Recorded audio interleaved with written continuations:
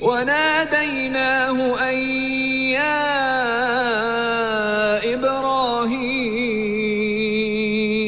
ìgbà wo la ṣe màsàlámà ti ya Ramadan tá a tún ti ń kọ́dún léyà ní mọ́ràbà tabarakallah bí a ṣe ń palẹ̀mọ́ ọdún léyà ẹ jẹ́ ká fi sabilillah sínú bọ́jẹ̀tì wa pẹ̀lú ṣíṣàgbátẹrù àwọn ètò tó ní láadá lọ́dọ̀ Allah.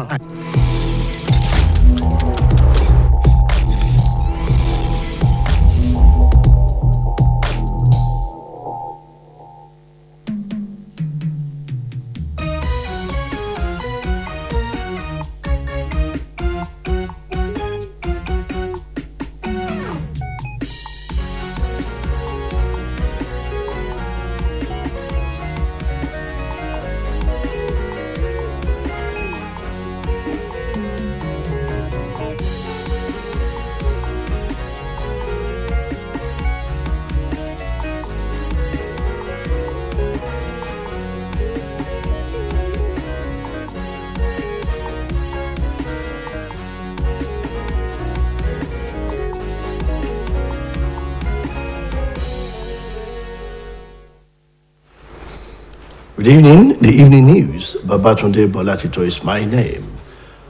President Muhammadu Buhari is holding an emergency meeting with service chiefs, heads of other security services, and some ministers at the presidential villa in Abuja. The meeting, which is coming amidst renewed terrorist activities, including the attack on the Medium Security Custodial Center, Kuje, in Abuja, is believed to be reviewing recent developments. The Kuje Custodial Center was attacked by terrorists who freed more than 600 inmates, including Boko Haram elements. It will be recalled that the Islamic State of West Africa province has claimed responsibility for the attack on the custodial center. The meeting is being attended by Vice President Yemi Osinbajo, Secretary to the Government of the Federation, Boss Mustafa, Chief of Staff to the President, Ibrahim Kambari, and the National Security Advisor, Major General Babagana Munguno, retired.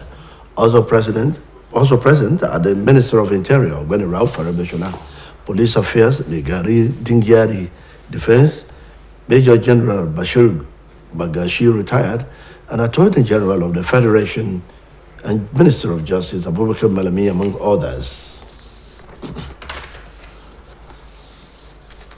Authorities of the Nigerian Correctional Service have released the photographs of 69 inmates, including Boko Haram insurgents and others who escaped from the Kuje Medium Custodial Center following attacks on the facility by insurgents. But the names of Amisu Wadume, the notorious kidnap kingpin from Taraba, and Boko Haram commander Al-Banawi were not in the list. Reports say Wadume was being detained in connection with the killing of 3 members of the police intelligence response team in a special operation led by the embattled Deputy Commissioner of Police, Abakiyari.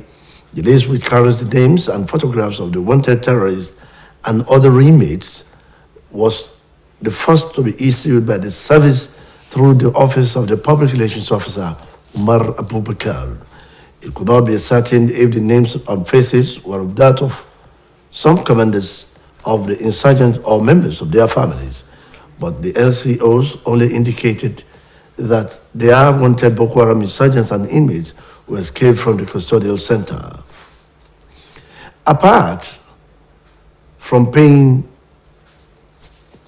a sum of 752 million as monthly pension to all retired workers under the old pension scheme, the governor of the state, Mr. Adeboyega Oyetola, has released another sum of 516,186,000 naira for the payment of pension bond for retired primary school teachers and local government staff on contributory pension scheme. The governor has also paid a sum of 300 million naira to retired civil servants in the ministries and agencies of government, totaling 860,186 naira only. This is contained in a release signed by the State Head of Service, Dr. Oluwega Oyebade. According to the release, the amount in totality released for pensioners last month was 1,638,186,000 186 naira only. The list of beneficiaries is posted on the notice board of all of the local government pension bureau, civil service bureau office of the head of service and the Ministry of Information and Civic Engagement.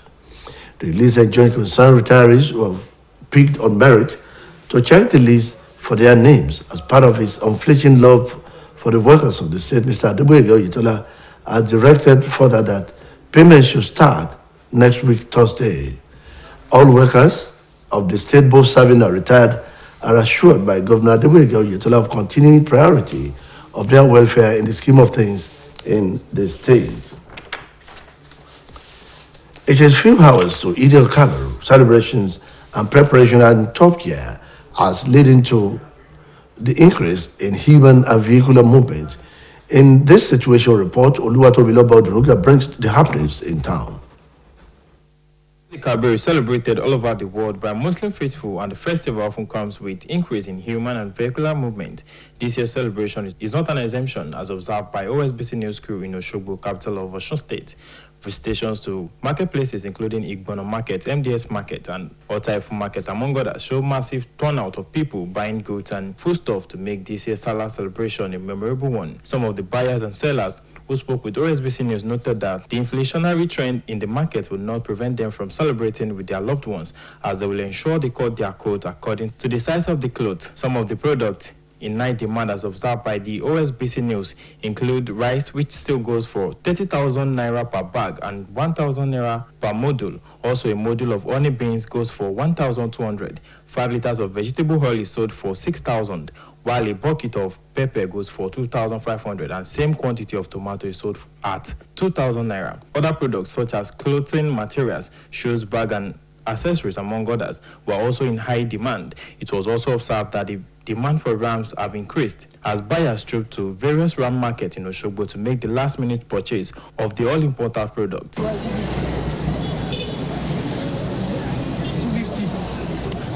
220, Jale. I'm coming and buying now, I'm coming now. Yes, it's different, not because everything of course. So the price is different.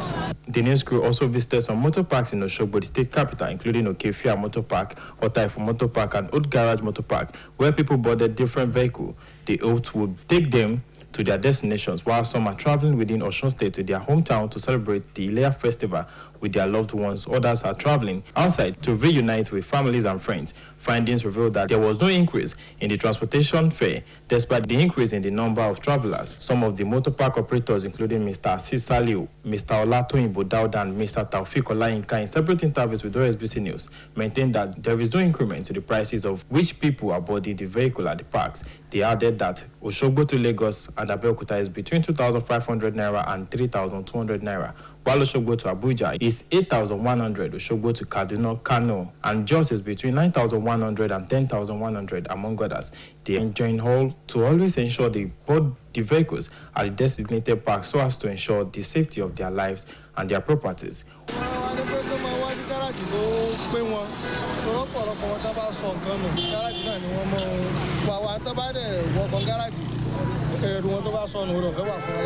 Oluwatobiloba Odunuga reporting for OSBC News. History makers on Jabba and Elena Rybakina will meet in the Wimbledon final after the pair claimed impressive victories in the last four.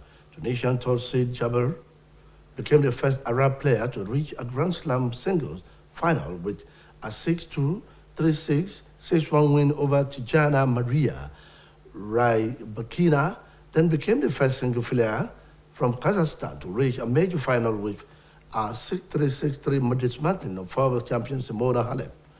The two will meet tomorrow as Jabber became a favorite at Wimbledon, and she will be good friend to Maria, thrilled the crowd before sharing a long and loving embrace at the net as Jabber secured victory. Ranked second in the world, Jabber is the first African woman to reach a major final since South Africa's Sandra Reynolds at Wimbledon in 1960. Japan former Prime Minister Shinzo Abe has died in hospital after he was shot at a political campaign event. Abe was shot at twice. He was giving a speech on a street in the city of Nara this morning.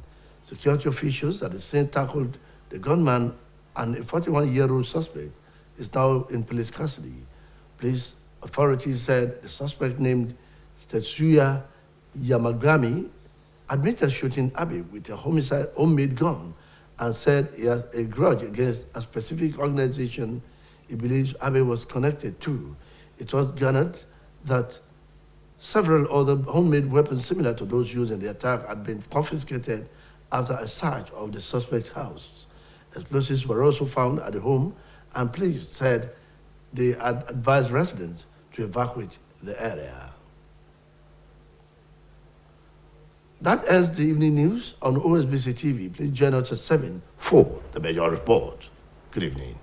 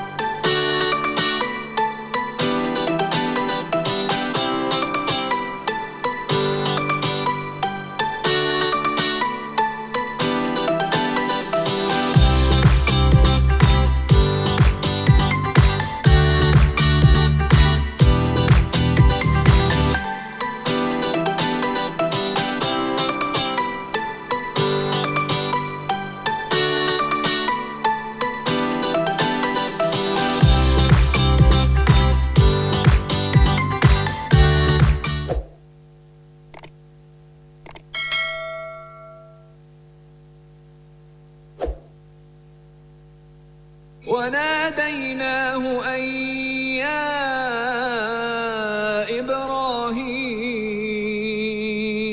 ìgbà wo la ṣe màsàlámà ti ya Ramadan tá a tún ti ń kọ́dún léyà ní mọ́ràbà tabarakallah. bí a ṣe ń palẹ̀mọ́ ọdún léyà ẹ jẹ́ ká fi ti fi sabilillah sínú bọ́jẹ̀tì wa pẹ̀lú ṣíṣàgbátẹrù àwọn ètò tó ní láadáa lọ́dọ̀ Allah. àyọkẹ́ láti náà Al-Qur'an wà ń bẹ̀ wá sí lónìrànràn fọdún léyà. àwọn wo gan ló lẹ́tọ̀ọ́ sẹ́ran ọdún léyà. àwọn nǹkan wo ló ṣe dandan fọdún léyà tá a ti sọ dàwàdà. àwọn nǹkan wo sì ní òní ládàá ṣùgbọ́n tá a ti sọ di ọ̀ranyàn fúnra wa. ètò pọ̀ rẹpẹtẹ lórí rédíò àti tẹlifíṣàn OSBC Òṣogbo ilé Ifẹ̀ àti Ìbòkun tá a lè ṣonígbọ̀wọ́ ẹ̀. bá a ṣonígbọ̀wọ́ ètò kò díṣẹ́ olóore mìíràn lọ́wọ́ ọ̀tọ̀ọ̀tọ̀ ní ládàá wọn lọ́dọ̀ Allah. ẹ pè nọ́mbà alága ọdún iléyá ti ilé àwíyé òkè baálé Òṣogbo kẹsànwó ìdákọ̀mọ́ fún gbogbo ètò 0803 460 0970 lẹ́ẹ̀kan sí 0803 460 0970.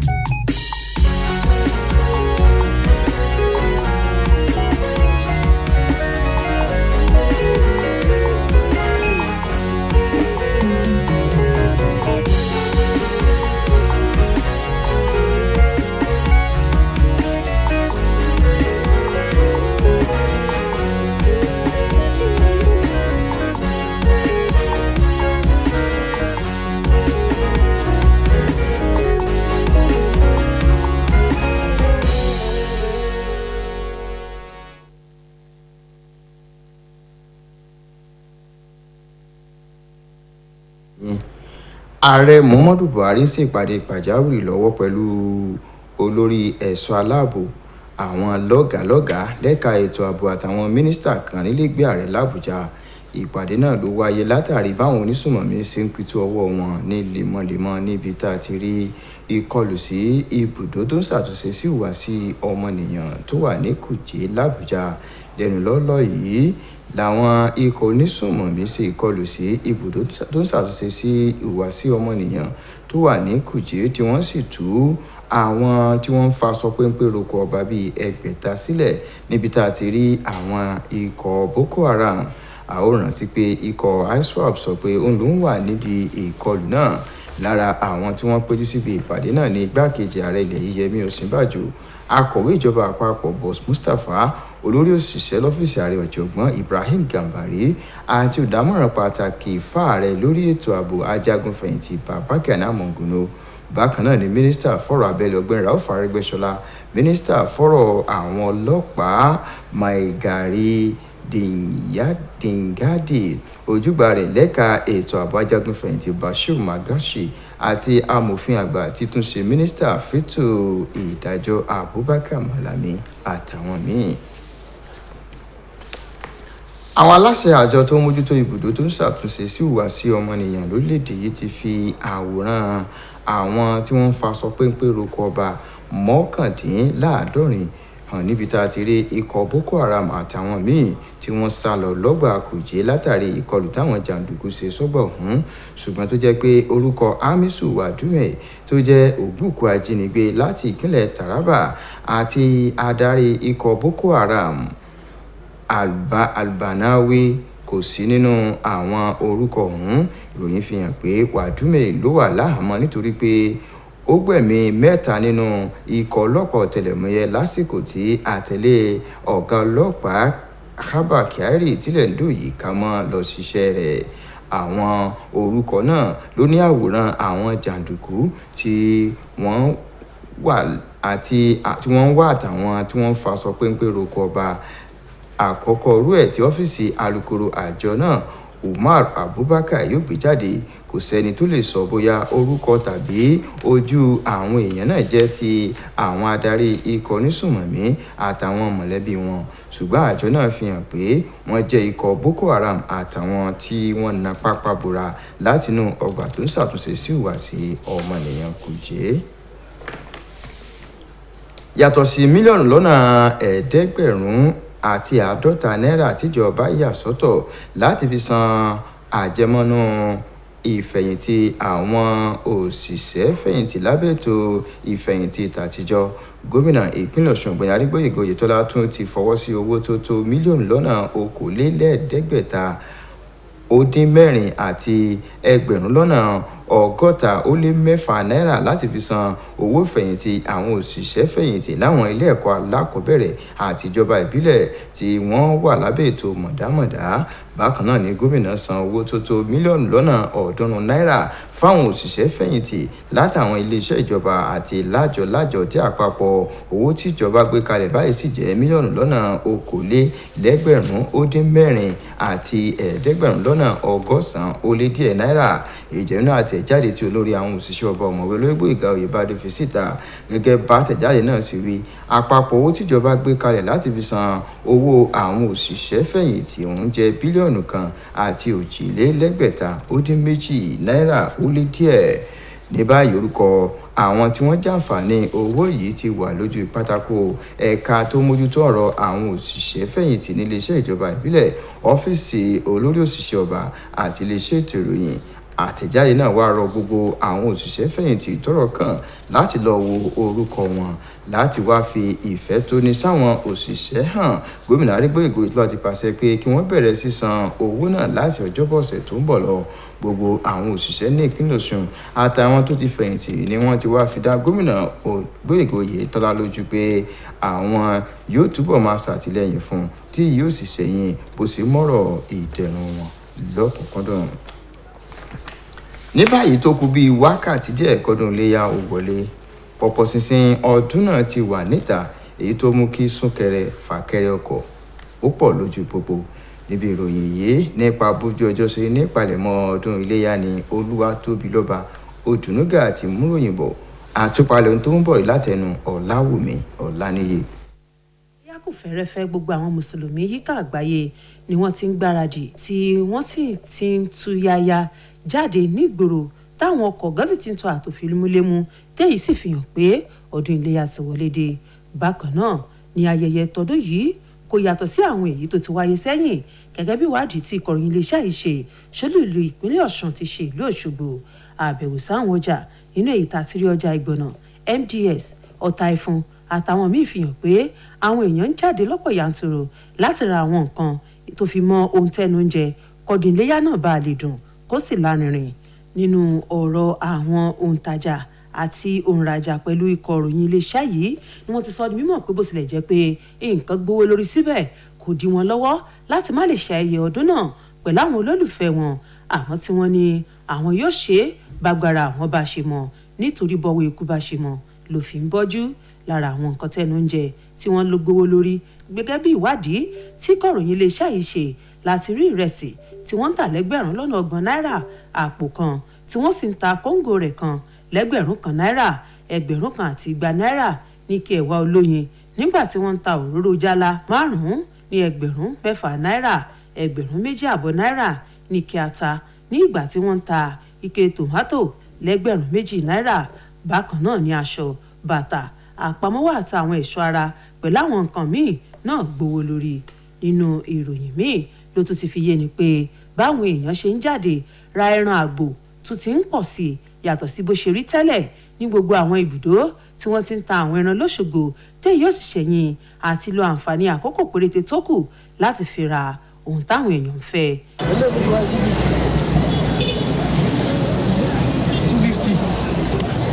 220 jálẹ̀.